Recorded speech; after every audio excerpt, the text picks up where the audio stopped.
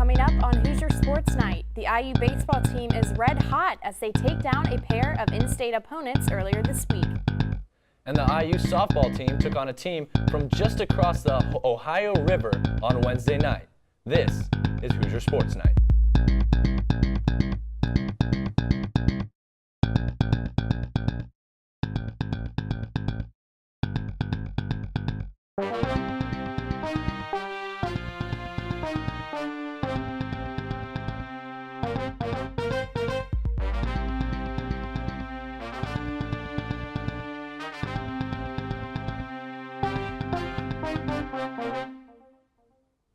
Welcome to Hoosier Sports Night. I'm Meredith Struing. And I'm Pai Mamadi. The Indiana baseball team continued a stretch of games against in-state opponents on Wednesday when they played a marathon of a game against the Ball State Cardinals. Our Austin Render has the recap. 5 hours and 34 minutes. That was the time between the first pitch and the final run of IU and Ball State's 14-inning marathon Wednesday night. The Cardinals scored 5 in the third to open up a 6-1 lead, but the Hoosiers answered with 3 in the bottom of the third and continued to chip away until they found themselves in extra innings. It was Jeremy Houston that sealed the deal for the Hoosiers with his RBI single in the bottom of the 14th. That was a really long game. I'm not sure how long the time was. 5 hours, 34 minutes. That's ridiculous. That's ridiculous. That's a long game. It was right down the middle. Yeah, fastball right down the middle. Just tried to hit through the middle of the field, through the right side of the field. Thank God I went through the 4-hole and Laren with his speed could score from second base. So thank God we can just get through with the swing. So. He's been doing it the last week or so he's kind of got it going. I thought he had a good game overall, just a couple of base knocks and just playing well. I'm just glad he got it because I'm tired and hungry. The Hoosiers pitching wasn't great to start the game, but Tommy Sommer settled things down for IU. And then Andrew Solfrank brought it home in extra innings, facing 9 batters and striking out 7 of them. It was a frustrating game, tough conditions to play in, and the early part was just really tough for us. And I thought Tommy Sommer did a great job of getting us a hold and getting us to stabilize the game, and then we just kind of pieced it together to get back in it. I know he's been having a tough start, so it was good to see him go back out there and pitch his butt off. But he did a really great job tonight. Proud of him. The Hoosiers will continue their busy week this weekend when they travel to Columbus to take on the Ohio State Buckeyes in a 3-game series. That'll close out 5 games in a 6-day stretch for the Hoosiers. Reporting for IUS TV Sports, I'm Austin Render. The Hoosiers will look to carry their momentum into the weekend when they travel to Columbus to take on the Ohio State Buckeyes. Indiana softball took on Louisville yesterday in its final non-conference game of the year. Our Connor Hines has more. Miscues told the story for Indiana softball Wednesday night as the Hoosiers dropped their final non-conference game of the year to Louisville 11-7. The Cardinals were relentless at the plate all night long, forcing starter Tara Traynor out of the game after just 3 innings of play. In an uncharacteristic outing from the junior ace, Traynor allowed 4 runs while issuing 3 walks, and quickly made way for reliever Emily Gooden, who faced her own troubles inside the circle. Gooden would be replaced by Josie Wood and then finally Emily Kirk as the Hoosiers had trouble locating pitches all night long. Maddie Westmoreland was a rare bright spot for IU, driving in a couple on the night. Still, going forward, Indiana will need to collectively come together to be productive at the plate down the stretch end of the conference season. I think we're in a great position right now being 10-2 in the Big Ten Conference, so it's just great to have the opportunity to get another couple wins and just to keep going at it and keep getting that momentum and groove that we want for Team 45. The Hoosiers tied a season high, committing 5 errors on the night and let the Cardinals walk all over them. Louisville scoring as many as 7 runs in a single inning.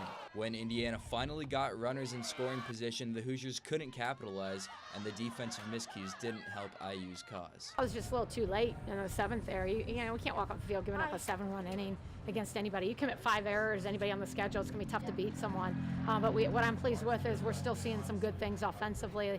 Like I said earlier, we're swinging the bat away from coming up with a big hit in that game to make it a more competitive game. But I just felt like we got outplayed today. For IUS TV Sports, I'm Connor Hines. Indiana hosts the Penn State Nittany Lions in Bloomington this weekend before heading to West Lafayette next week to face Purdue.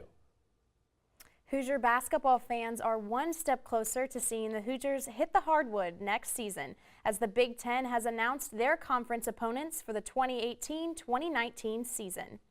The Hoosiers will take on Illinois, Iowa, Michigan, Michigan State, Northwestern, Rutgers, and rival Purdue twice each, one game on the road and one here in Bloomington.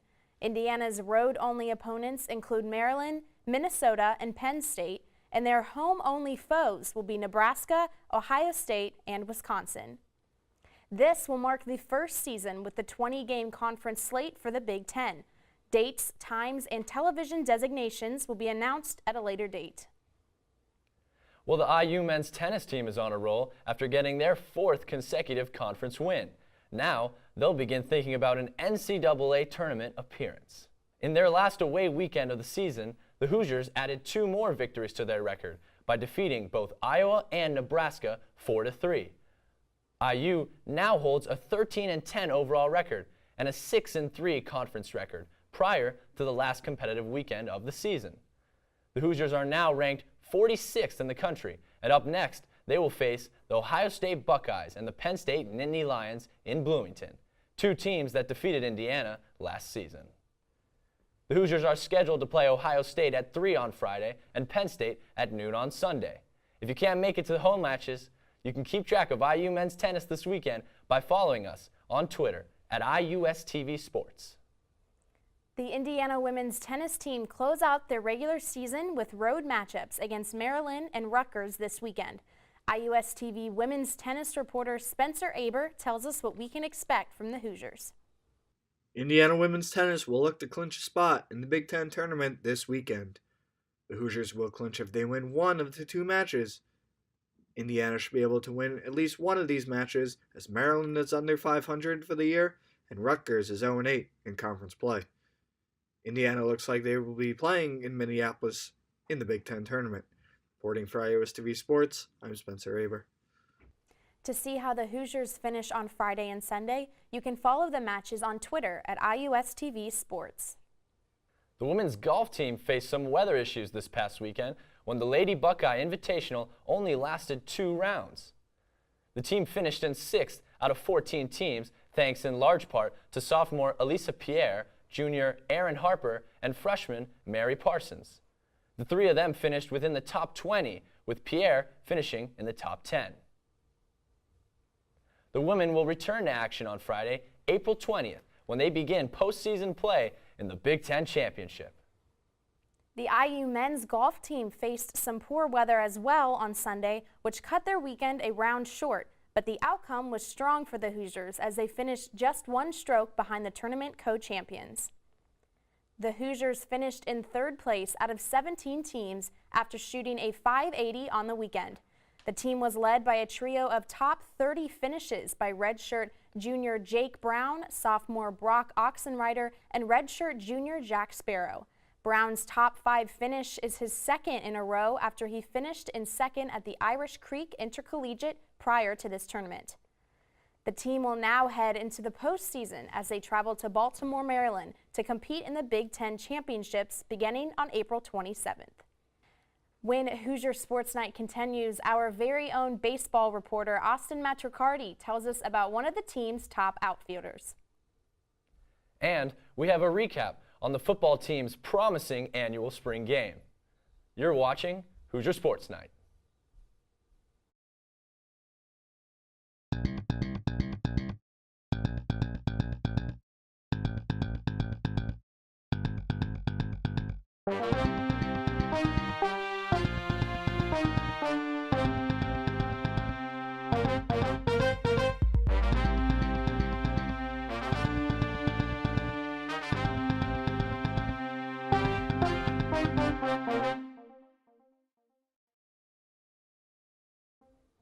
Welcome back to Hoosier Sports Night.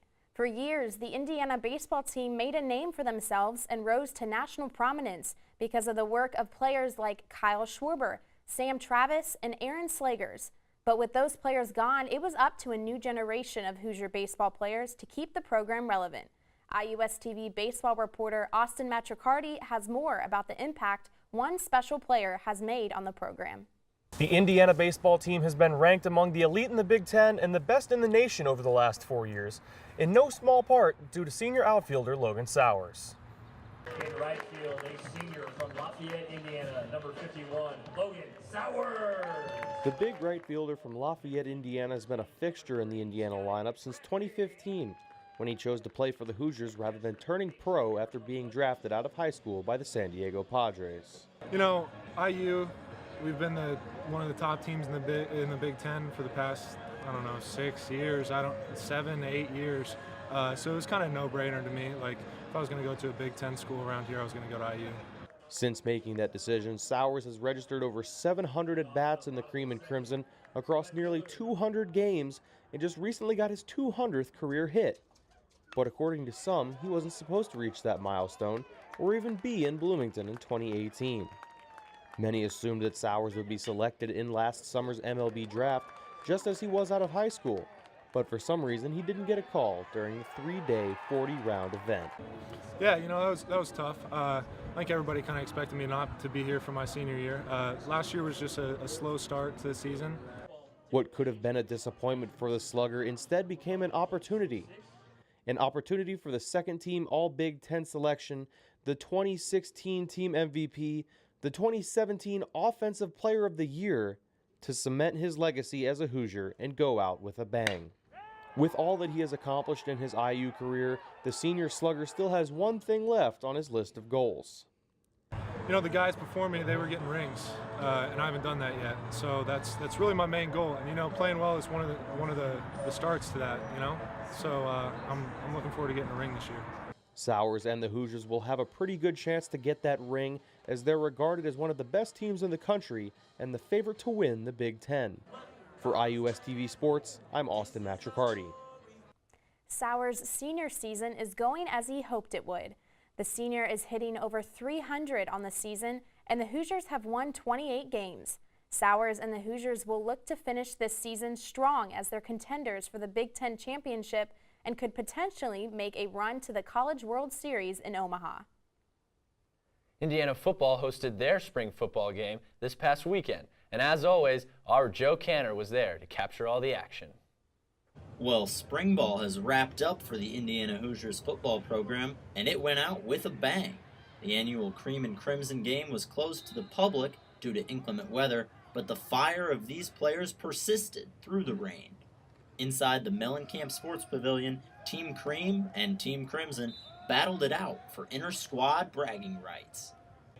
IU's ground attack took center stage as Peyton Ramsey, Craig Nelson, and Ricky Brookins recorded touchdowns on the ground, and true freshman Mike Penix dazzled with flashes of his arm right from the get-go. The defenses, though, were the winners of the day, getting the other squad off the field on third down with regularity, forcing the game to be decided by the field goal contest. Jared Smolar went 5 for 5 in the first half, and Team Crimson ultimately won the game, 37-28 over Team Cream.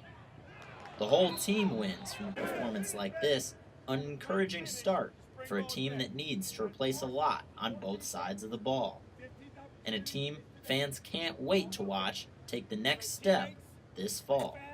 Reporting for IUS TV Sports, I'm Joe Cannon.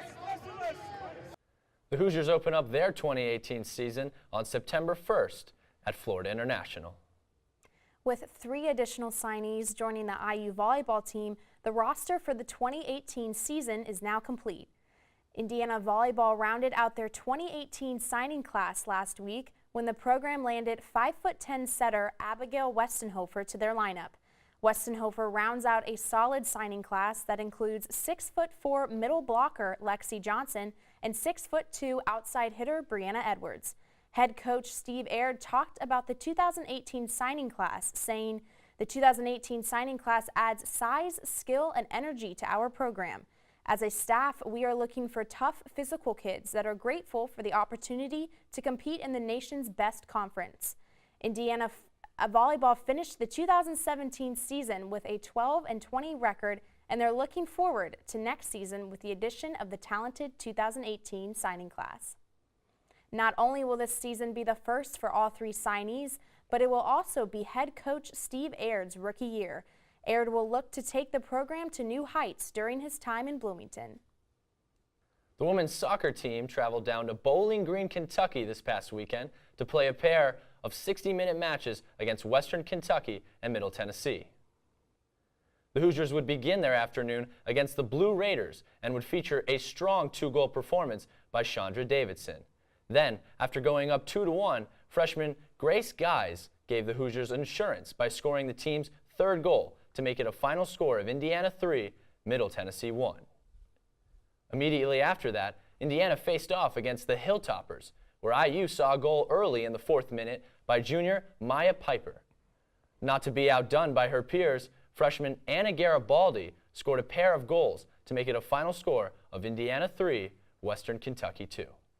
The team will have one more spring exhibition game when they face Notre Dame in Westfield on April 21st. The women's team wasn't the only soccer team back in action this past weekend. The IU men's soccer team also took the field, taking a win over the Butler Bulldogs in Indianapolis on Friday. Not one, not two, but 3 were the number of goals IU men's soccer scored on Butler in IU's 5th spring game of the season. The first 2 Hoosier goals came from senior Austin Poncho and sophomore Griffin Dorsey. IU's dominating defensive play resulted in an own goal by Butler, securing the Hoosiers' 3-0 win. IU will see if they can hang on to their perfect record for the spring season when they travel to Fort Wayne on Sunday to take on Notre Dame.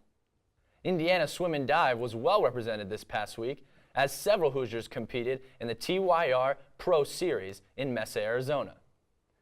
3 current IU swimmers teamed up with 7 former Hoosiers to represent the Cream and Crimson in the meet.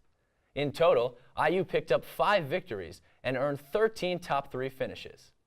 2 standout swimmers in particular were former Hoosiers Marwan El Kamash and Zane Grothy. They both won 2 titles apiece, and together they took the top 2 spots in 3 separate races. In other swimming news, diver James Conner earned a silver and bronze medal in Australia, while 3 Hoosiers put up top 10 results in Brazil. Make sure to follow us on Twitter at IUSTV Sports for updates on the Hoosiers, no matter what pool or country they're in. The IU rowing team finished strong this weekend at the 2018 Clemson Invitational.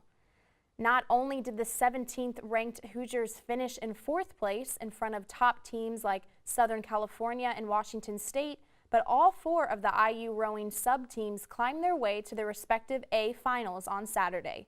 Top finishers included the first varsity 4 who placed 2nd in their final race against Ohio State and the 1st and 2nd varsity 8, each grabbing 5th place to end their consistent weekend. The Hoosiers will not race next weekend as they will be practicing to defend the Dale England Cup against top teams Notre Dame, Duke, and Penn on April 28th. After that, IU's regular season will come to a hopefully victorious close at the Big Ten Championships. Well, that does it for our show this week, but don't forget to like our page, IUSTV Sports on Facebook, and follow us on Twitter at IUSTV Sports. For Meredith Struing, I'm Pai Mamadi. We'll see you next week.